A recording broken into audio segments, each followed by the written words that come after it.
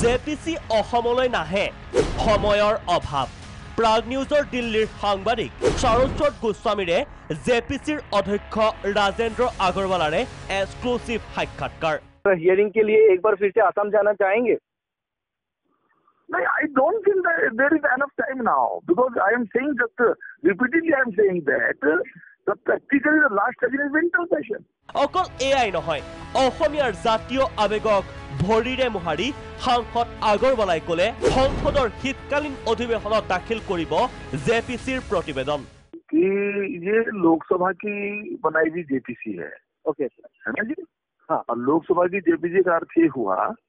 कि जो पार्लियामेंट का विंटर सेशन है हाँ वो प्रैक्टिकली तकनीकी दृष्टि से नहीं नॉट टेक्निकली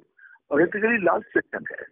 নাগৰিকত্ব বিলক লৈ অসম জ্বলিছে প্ৰতিদিনে ধৰ্ণা বিক্ষোভ জাতীয় সংগঠনৰ অসম বন্ধ সৰ্বাত্মক প্ৰভাৱ তাৰ মাজতে প্ৰাগ নিউজত ৰাজেন্দ্ৰ আগৰৱালাৰ বিস্ফোৰক সাক্ষাৎকাৰ given by the parliament to the JPC to prepare a report and to present it before the parliament for to fulfill that mandate it is the last opportunity before the JPC মানি নলয় কোনেও শুনানি লবই লাগিব আসুৰ হুংকাৰ পিচিয়ে এতিয়া অসম আৰু উত্তৰবাঞ্চলৰ ৰাজ্যৰ সন্মুখীন হোৱাৰ তেওঁলোকৰ সাহস হেৰুৱাইছে গতিকে জেপিচিৰ প্ৰতি আমাৰ মুকলি আহ্বান আৰু প্ৰত্যাহ্বান অসম আৰু উত্তৰবাঞ্চললৈ আহক ৰাজ্যৰ মতামত শুনক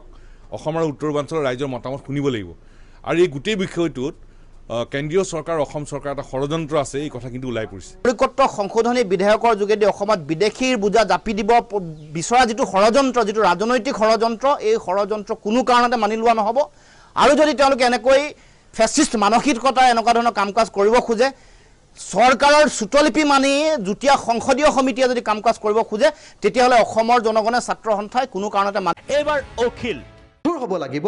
আমি সমগ্ৰ অসমৰ জনগণ সমগ্ৰ অসমৰ সংগ্ৰামী মানুহবিলাক সমগ্ৰ অসমৰ নিপীড়িত মানুহবিলাক সমগ্ৰ অসমৰ জাতীয় জনগোষ্ঠীয় সংখ্যালঘু সংখ্যাগুৰু যিমানবিলাক আমি সংগঠন আছো সকলোবিলাক ঐক্যবদ্ধ হ'ব লাগিব আৰু ঐক্যবদ্ধ হৈ নাগৰিকত্ব সংশোধনী বিধেয়ক বাতিল কৰিবৰ কাৰণে অসম আন্দোলনতকৈ কঠোৰ প্ৰতিৰোধ আন্দোলন আমি কৰি তুলিব প্ৰতিক্ৰিয়া যুৱ ছাত্ৰ পৰিষদৰ আহ্বান জনাইছো তেওঁলোকে গণতন্ত্ৰৰ মূল্যায়ন কৰি জেপিচি নিৰপেক্ষ হ'ব লাগে আৰু জেপিচিয়ে পুনৰ অসমলৈ আহি অসমৰ মানুহৰ মতামত ল'ব লাগে জেপিচিৰ এনে ময়মতালিৰ বিৰুদ্ধে গৰজি উঠিল অগপ বিভিন্ন ৰাজনৈতিক দলৰ মানুহ আছে আৰু চৰকাৰৰ মানুহ বেছি